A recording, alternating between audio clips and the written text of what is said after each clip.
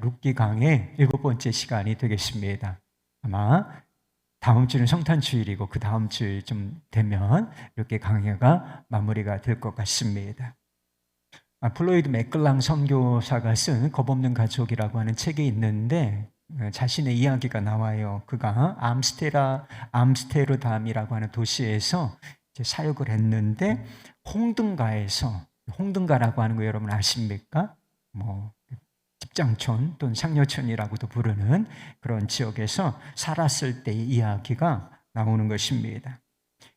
옆집에는 사탄의 교회가 있었고, 그리고 이 집에는 남자 동성 연애자들이 사는 그런 조금 이렇게 거칠고 좀 어두운 그런 환경이었지만 주님께서 그곳에 그를 두셨고 사랑으로 그들을 섬기게 하셨다는 것입니다.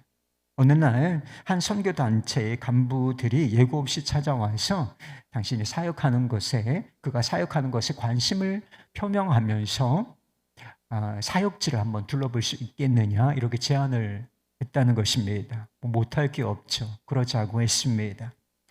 그들을 데리고 자신이 사는 아파트로 가는 길에 갑자기 이 플로이드 맥클랑에게 자신이 친하게 지내는 이웃의 2명의 여자 창녀들이 기억이 났다는 것입니다.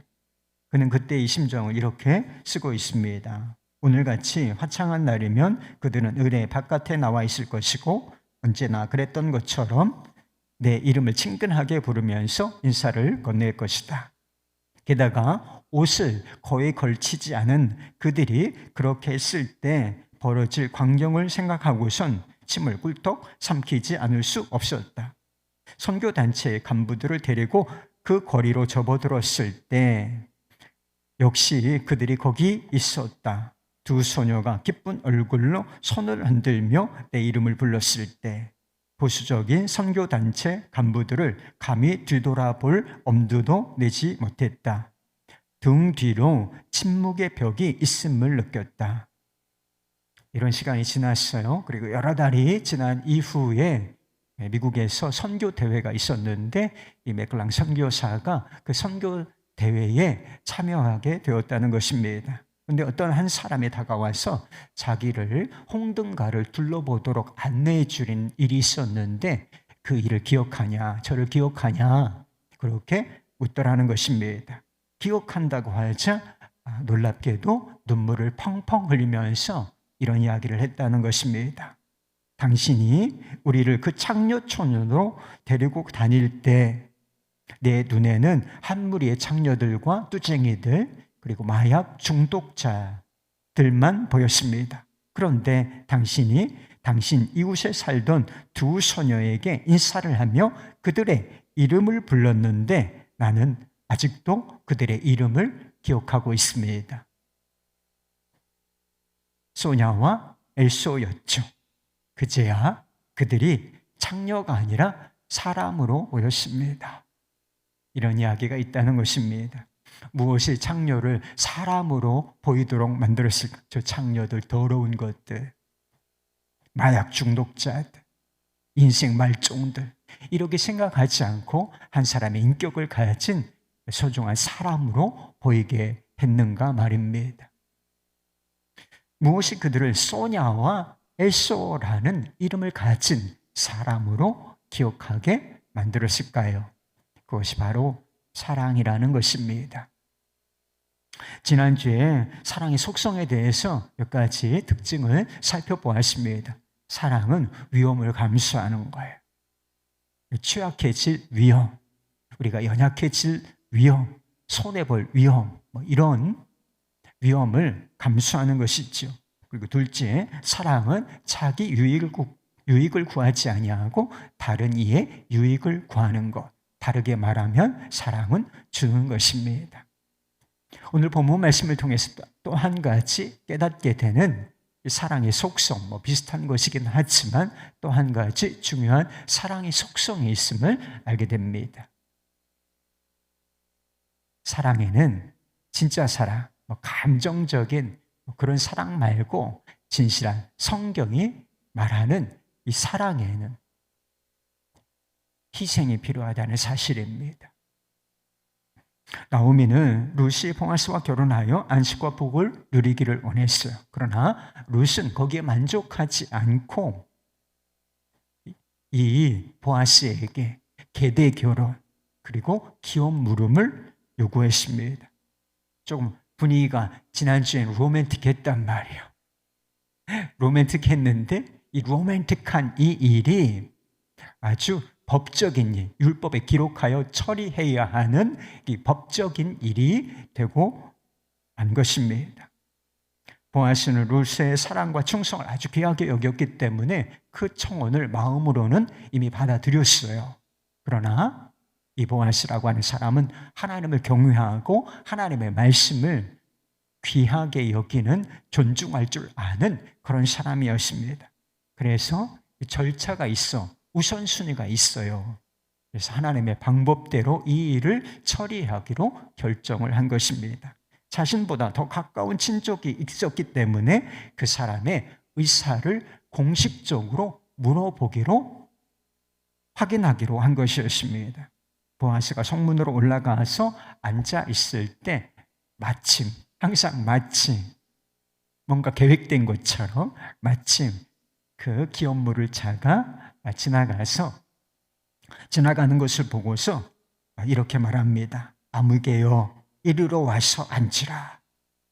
보아스가 실제로 기업물을 차의 이름을 아무개여 이리로 오라 이렇게 부르지는 않았을 것이라고 싶습니다.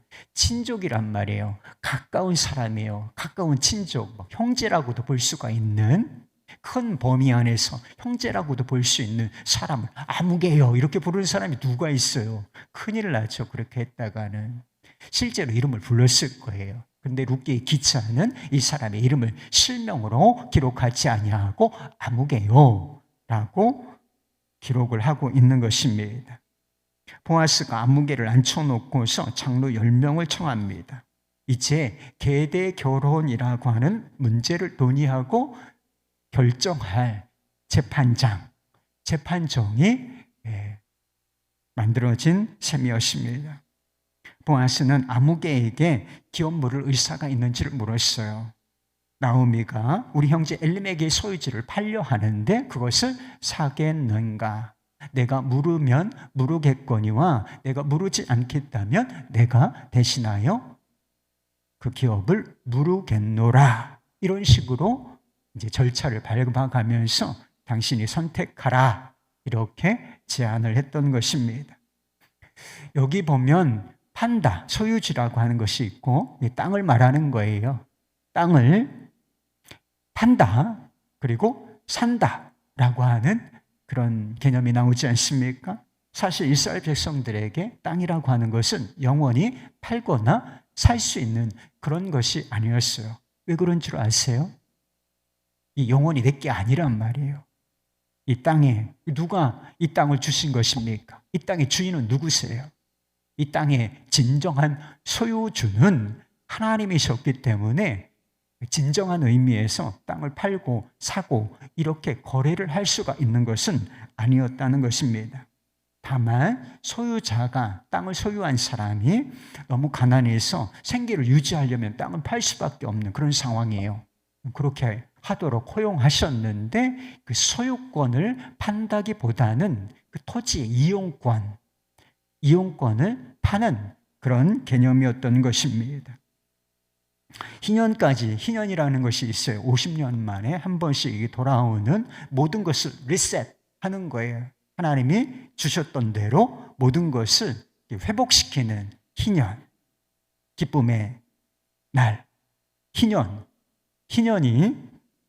희년까지 남은 기간, 그것이 짧으면 지불하는 대가가 적어요. 또 길면 40년 남았어. 그럼 더 많은 대가를 지불하고 그 토지 이용권을 사는 거예요. 그래서 그 희년이 되기까지 그 토지를 이용을 하는 것이죠. 그리고 희년이 도래하면 어떻게 되는 것일까요? 자기의 것이 되는 것이 아니라 다시 그 땅을 팔았던 원 소유자에게 소유권이 돌아가게 되는 것이었습니다.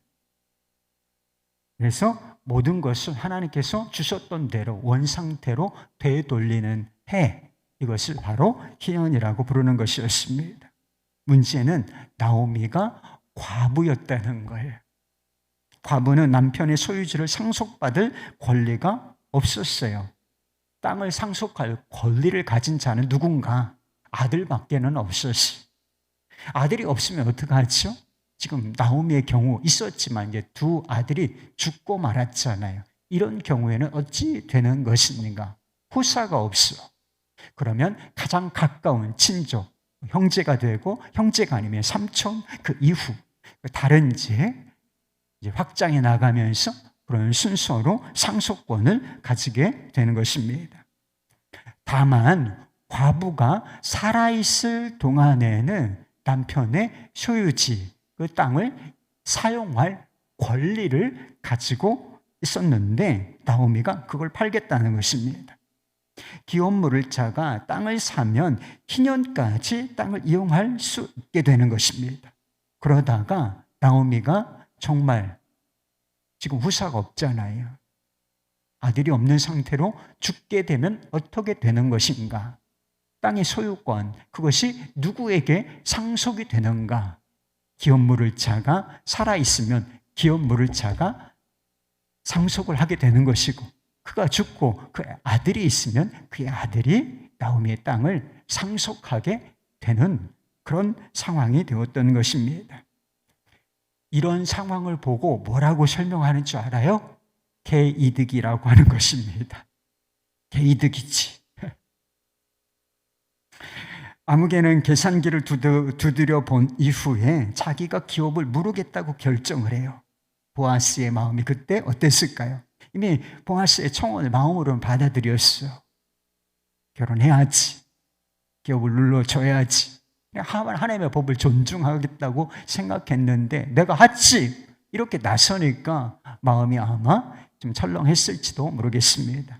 그러나 보아스는 차분하게 자신이 준비한 다음 카드를 꺼내든다라고 하는 것입니다. 5절 말씀이에요. 보아스가 이르되 내가 나오미 손에서 그 밭을 사는 날에는 곧 죽은 자의 아내 모압 여인 룻에게 사서 그 죽은 자의 기업을 그의 이름으로 세워야 할지니라 하니, 나오미는 계대 결혼을 한다 하더라도 아이를 낳을 수가 없는 상황이었어요. 그녀를 부양해야 할 부담은 생기지만 뭐가 생기는 것입니까? 계산기를 두드려 보면 큰 이득이 생기는 것을 알 수가 있어요. 나오미를 부양을 해야 돼요. 그렇지만 희년까지 토지를 이용하고 거기서 소득을 얻을 수 있는 이득이 생깁니다. 그리고 나오미가 죽게 되면 그 소유권이 이제 나에게 또는 내 아들에게 상속되게, 영구히 상속되게 되는 일이 생기게 되는 것이죠. 그런데 보아스가 이 사람이 놓치고 있는 사실에 대해서 짚어준 거예요. 나오미의 남편 이 엘리멜렉의 가게에 아들을 낳을 수 있는 여인이 있다, 이 사실을 이야기한 거예요. 누구죠? 바로 모압 여인이었던 룻이었던 것입니다. 안무개는 다시 머릿속으로 계산기를 막 두들겨요. 그리고서 이렇게 말합니다. 6절 말씀입니다.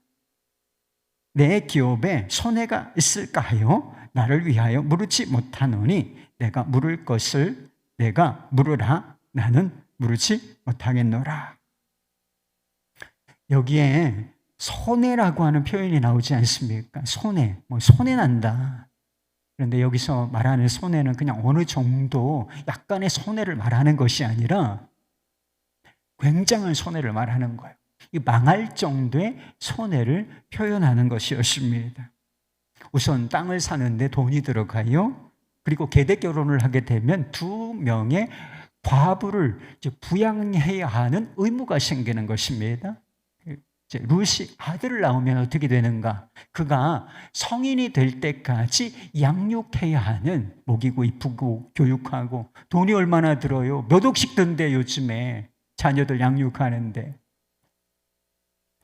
최소한. 그래서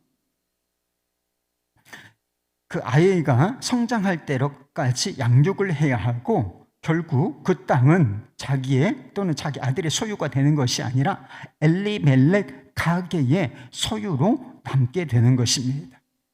처음에 나오미만 생각했을 때와는 완전히 계산이 달라지는 것이지요.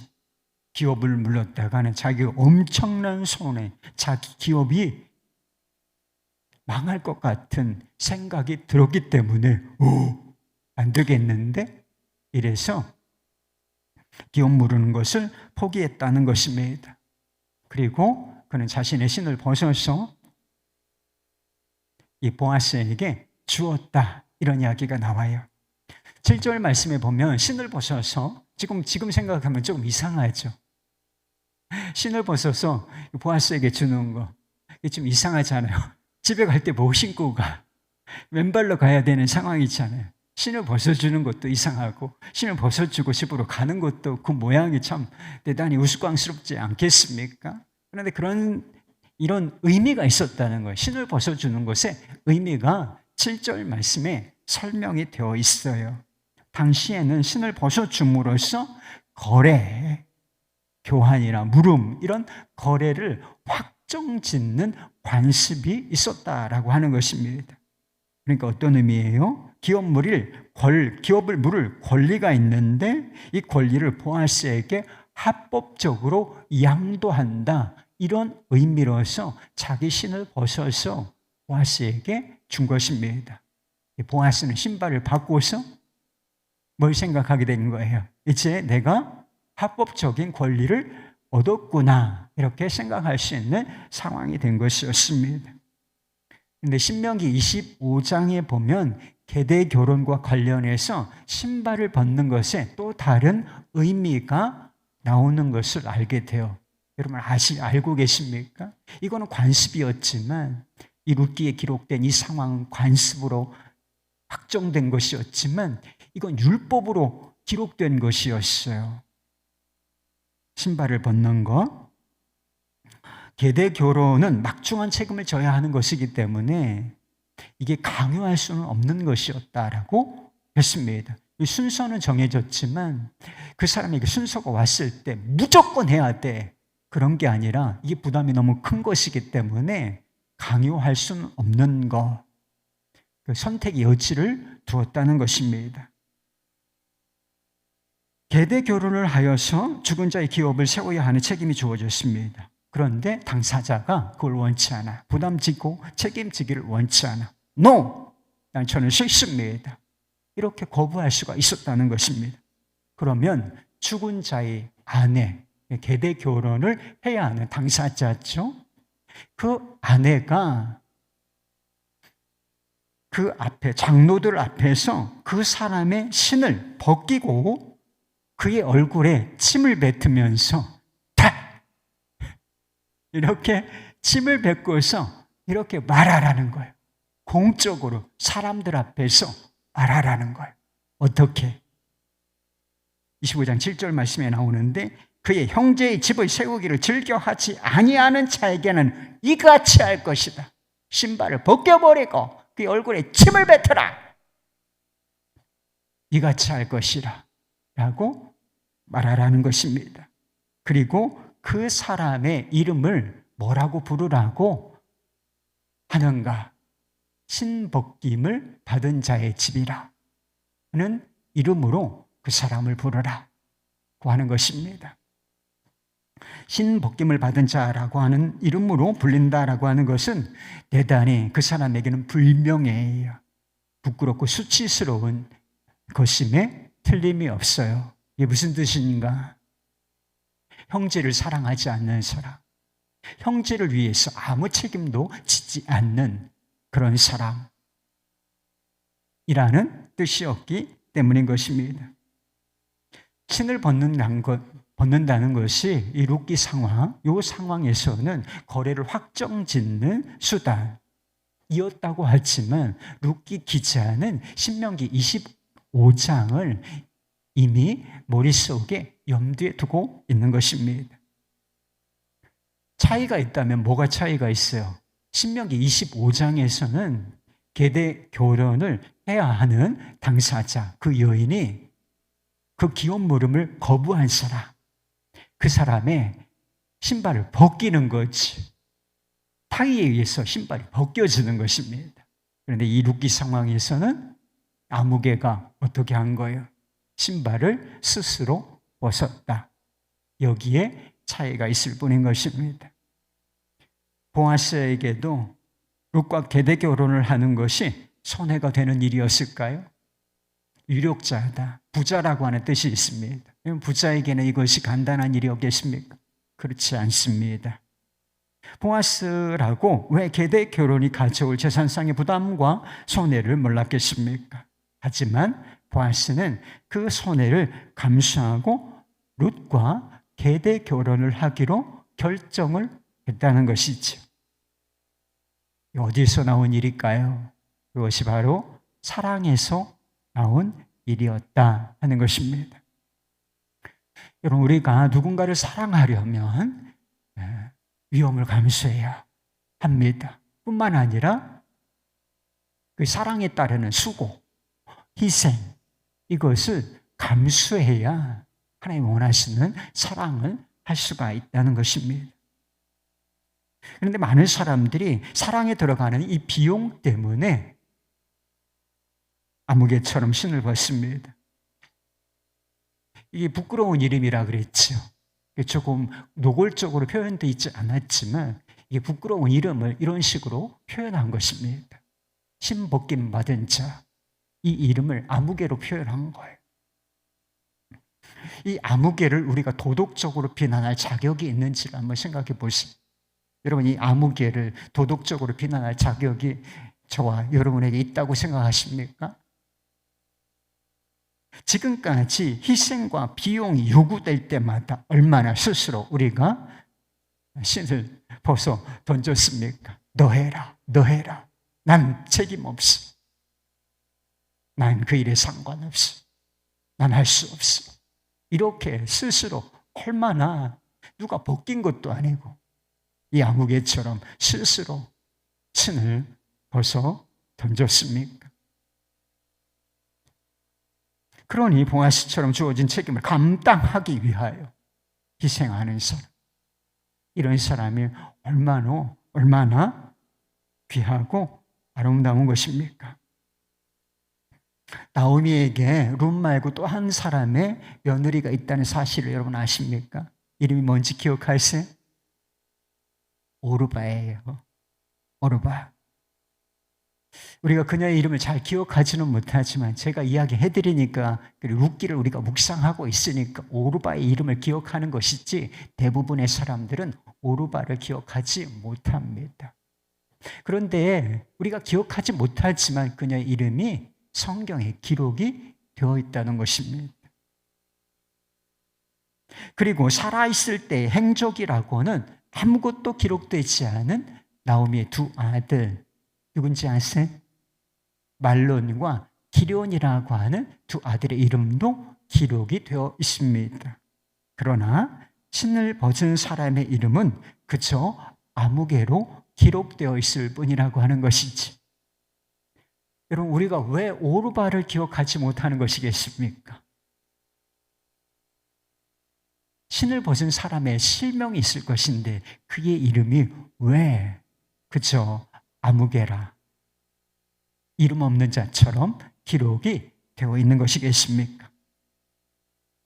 그들의 행동을 우리가 도덕적으로 비난할 수는 없지만 그들의 삶에는 뭐가 결여되어 있기 때문에, 책임과 희생이 결여되어 있기 때문에 우리가 그들을 기억하지 못하고 그들이 그저 아무개라 하는 이름으로 불릴 뿐이라는 것입니다. 룻기 기자는 신벗김을 받은 자라 하는 수치스러운 이름을 아무개라는 이름으로 부른 것이었습니다. 개인과 공동체를 위해서 희생과 수고, 책임, 이런 것들을 기꺼이 감수한다는 것은 부담스러운 일임에 틀림이 없습니다. 그러나 그 부담스러운 일을 통해서 가치 있는 일이 이루어지는 거예요. 여러분, 개인이 살아나고 공동체가 세워지는 데 있어서 책임을 감당하고 희생하는 일이 없이 그것이 가능하다고 생각하십니까? 여러분, 가정을 세우는데, 가정을 건강하게 생기는데 아무도 책임을 지는 사람이 없어. 어려운 일이 있을 때, 문제가 생길 때 아무도 책임을 짓지 않고 아무도 희생하는 사람이 없어. 교회 공동체가 어려운데 아무도 책임을 지는 사람이 없고 아무도 희생하려고 하는 사람이 없어. 그럼 가정이 세워질까요? 교회가 세워지겠습니까? 다 너 때문이야. 난 책임 없어. 물러서기만 하면 결단코 가정이나 교회, 다른 공동체는 세워질 수가 없는 것입니다. 그렇다면 어떻게 우리에게 요구되는 이 책임과 희생을 감수할 수 있겠습니까? 본문의 말씀에 보면 원리가 나와요. 첫째는 책임과 희생을 감수하는 그 일이 사실은 우리에게 복이 된다는 거예요. 보아스가 기업물을 책임을 감당하겠다고 결정을 하자 장로들이 그를 이렇게 축복합니다. 11절, 12절 말씀이에요.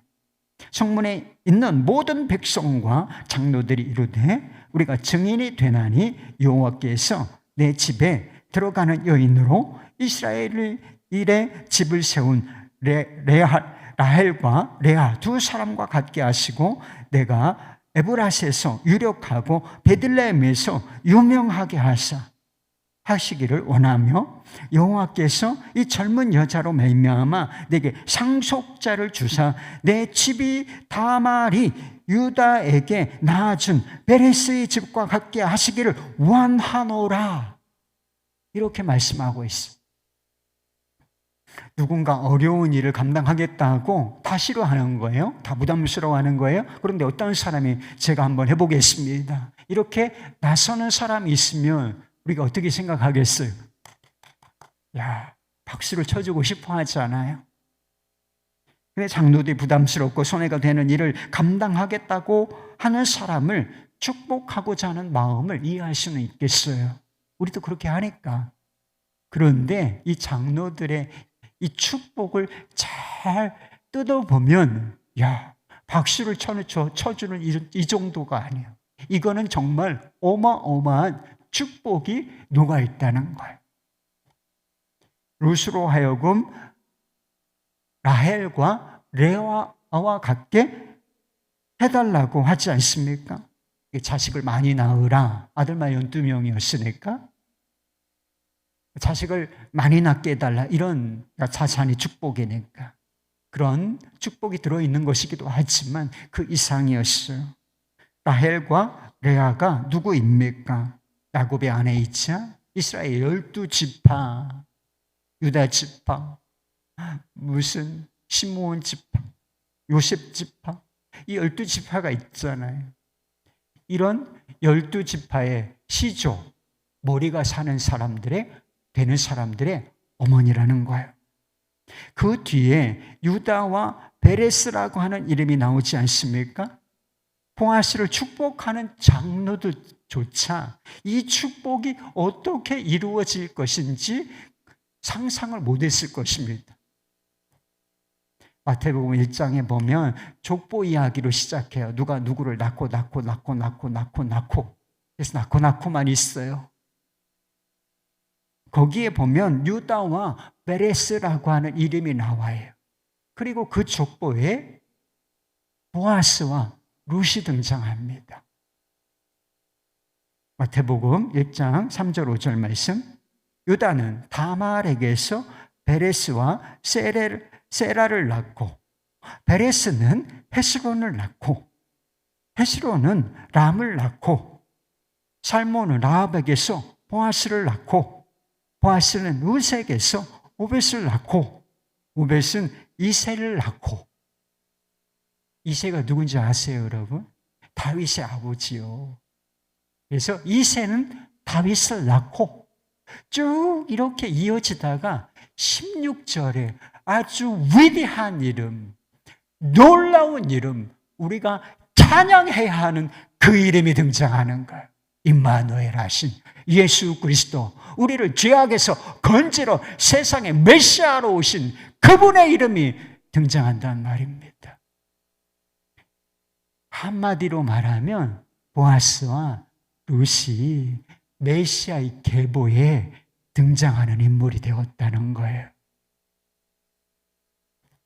여러분, 이게 엄청난 축복 아닌가요?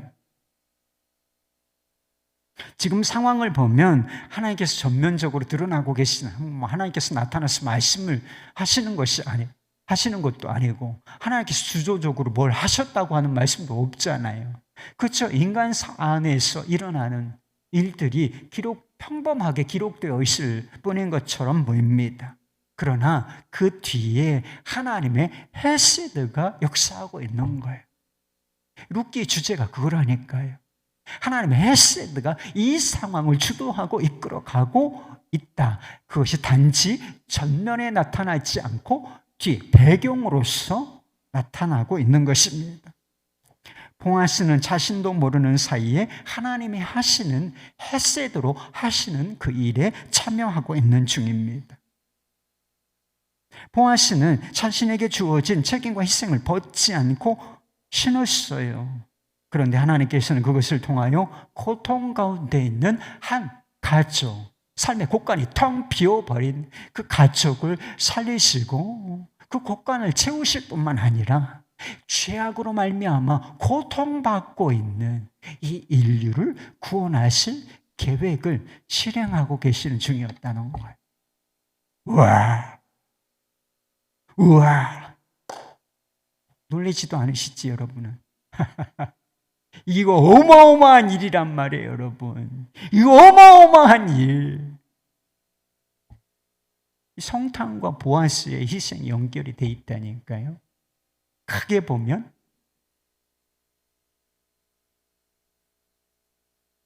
하나님이 하시는 이런 위대한 일에 참여하는 것보다 가치 있고 복된 일이 또 어디 있겠습니까? 아무개는 룻이 자신의 기업에 엄청난 손해를 끼칠 여인으로 보였을 것입니다. 저 손의 덩어리다. 저거 들어오면 우리 기업 망할 것 같다 라는 생각 때문에 노 했단 말이에요. 그러나 룻은 손해를 끼치는 여인이 아니라 하나님의 시각으로 보면 엄청난 복덩어리, 그러니까 축복의 통로였던 것입니다.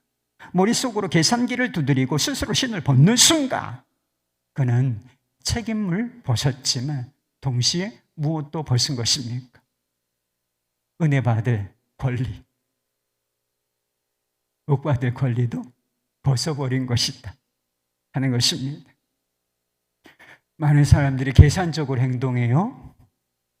그래서 내게 이익이 된다고 생각하면 신을 신고 있고, 내가 손해가 되겠다라고 생각하면 신을 벗어 가차없이 벗어 던지죠. 그러나 우리가 정작 그 계산해 넣어야 할 것이 있는 걸, 손해와 희생처럼 보이는 그 일이 우리에게는 복이 된다라고 하는 것입니다. 하나님께서 어떻게 하시고 우리에게 어떤 복을 주실지는 몰라. 하지만 헤세드의 하나님은 우리가 책임과 희생을 감수하겠다 라고 결정할 때 복을 준비하신단 말이에요. 이미 준비하시고 힘들고 어려운 과정이 있을 수 있지만 그것을 통해서 하나님이 원하시고 계획하신 일을 행하신다. 그게 우리에게 복이 된단 말이에요. 행복의 원리도 마찬가지입니다. 한 번 어떤 사람이 유명한 정신의학자인 칼 메닝거에게 그런 질문을 던졌다고 해요. 외롭고 불행한 사람들이 그 불행을 처리할 수 있는 방법이 무엇입니까? 그걸 좀 알려주십시오. 그러자 메닝거는 그렇게 대답을 했다고 합니다. 밖으로 나가서 거리에서 마음에 상처를 입은 사람들을 찾아 도와주십시오. 다른 사람을 돕고 섬기고 여기에 비용이 들어가죠. 희생이 있을 수 있습니다. 그런데 그렇게 하는 것이 우리 안에 있는 불행을 처리하는 방법이고 행복해지는 길이다. 이렇게 이야기했다는 것입니다. 이게 축복의 원리요. 자기에게 유익이 되고 복이 되는 것, 그냥 눈앞에 있는 것 따라다니고 취하고 희생은 거부하고 이래서 행복해지는 게 아니라 뭔가 가치 있는 일에 헌신하고 책임이 부담스럽고 희생이 필요한 일이지만 그 일에 우리 마음을 드리고 삶을 드릴 때 그게 결국은 우리를 복되게 한다라고 하는 것입니다. 두 번째가 있어요. 우리에게는 책임과 희생을 감수할 가장 강력한 동기가 있다는 거예요. 이게 무엇이냐? 예수 그리스도께서 우리를 위하여 사랑과 희생의 신을 신으셨다는 것입니다. 예수님께서 이 땅에 오신 것은 우리를 구원하시기 위함이었습니다.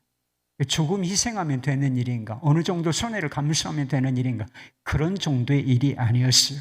우리를 죄악에서 구원하시기 위해서는 엄청난 희생이 요구되었다는 것입니다. 자신이 가진 어느 정도, 조금이 아니라 자신의 전부, 자신의 목숨을 내어주어야만 그 일을 수행하실 수가 있었다는 것이지요. 가치 없는 죄인들을 위해서 하나님의 아들이 자신의 전부를 내어주어야 하는 것입니다. 계산이 빠른 분들이라면 계산을 해보세요. 하나님의 아들, 모든 부요함, 모든 권위를 다 가지고 계신 하나님의 아들이 가치 없는 죄인, 지옥에 가야 마땅한 죄인들을 위해서 자신의 전부를 내어주어야 하는 상황에 몰리신 것입니다.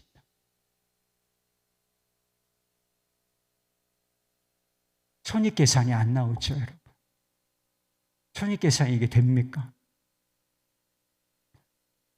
예수님께서는 아무 개념이 없는, 계산도 할 줄 모르는 바보처럼 행동하셨다는 것입니다. 십자가에서 내려와 내가 유력자임을 보이라.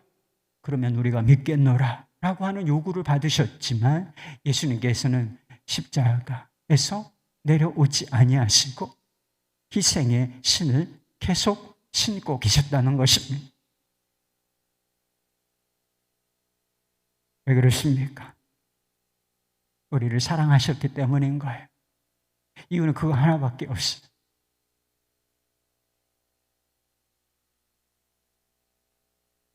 그 사랑이 죄인일 뿐인 우리가 속량을 받게 된 이유였다는 것입니다. 죄 없이 함을 받고 뿐만 아니라 그쵸, 아무개라고 하는 이름으로 불릴 우리를 하나님의 자녀다라고 하는 존귀한 이름으로 불릴 수 있도록 한 유일한 이유가 되었다는 거예요.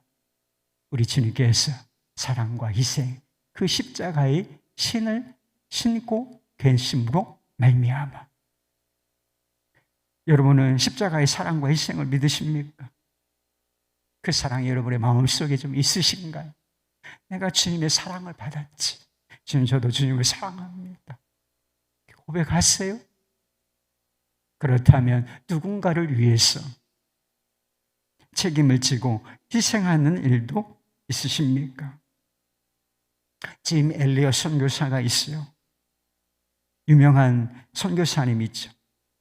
그가 비슷한 연배의 청년 선교사들과 함께 에콰도르 인디언에게 복음을 전하기 위해 그 땅을 밟았어요. 그러나 본격적으로 복음을 전하지도 못한 채 인디언들이 던진 창에 맞아서 5명의 선교사들이 죽고 말았습니다. 한 신문은 청년 선교사들의 죽음을 두고 이 무슨 불필요한 낭비인가 이런 제목의 기사를 실었습니다. 한마디로 바보 같은 짓이라는 거예요. 젊은이들이, 유망한 생때 같은 젊은이들이 그 야만인들에게 가서 뭘 한다고 죽음을 맞이하는가. 그 불필요한 낭비야. 바보 같은 짓이야. 그러나 짐 엘리엇의 아내 엘리자베스 엘리엇은 남편을 죽인 인디언들에게 가서 복음을 전하려고 했습니다. 그녀는 여러 해 동안 아우카족 인디언들을 헌신적으로 섬겼어요. 그녀가 안식년이 되어서 귀국하려고 할 때 그 부족의 추장이 물었어요. 당신은 누구이고 우리를 위해서 어째서 이렇게 수고하는 이유가 무엇입니까? 그는 대답했습니다. 나는 5년 전에 당신들이 죽인 그 남자의 아내입니다. 그러나 하나님의 사랑 때문에 여기에 오게 되었습니다. 그녀의 말을 들은 이 아우카 부족은 크게 감동을 받고 예수 그리스도께 마음을 활짝 연 부족이 되었다는 것입니다. 그리고 그녀의 남편을 죽인 한 청년은 아우카 부족의 목사가 되었다는 것입니다. 짐 엘리엇 부부의 이 희생은 결코 낭비가 아니었던 것입니다. 사람들은 세상에서 무용해지는 것, 이름 없이 사는 것, 이것을 두려워하는 것 같습니다. 그러나 정말 우리가 두려워해야 할 것은 하나님의 역사에 신보신자로 기록이 되는 것입니다. 다른 사람과 공동체를 위해서 아무 책임도 지지 아니하고 아무 희생도 하지 않는 사람, 그 사람은 하나님의 역사에 아무개로 기록될 수밖에 없다는 것이지요. 사랑하는 여러분, 사랑의 신발 그리고 책임과 희생의 신을 신으시기 바랍니다. 하나님의 헤세드가 우리 안에, 그리고 내가 져야 하는 그 책임, 내가 감당해야 하는 그 상황, 희생, 그 상황 속에 역사하고 있다는 사실을 믿고 신을 신고 계시기 바랍니다. 여러분의 이름이 사랑으로 기록될 수 있기를 우리 주님의 이름을 축원합니다.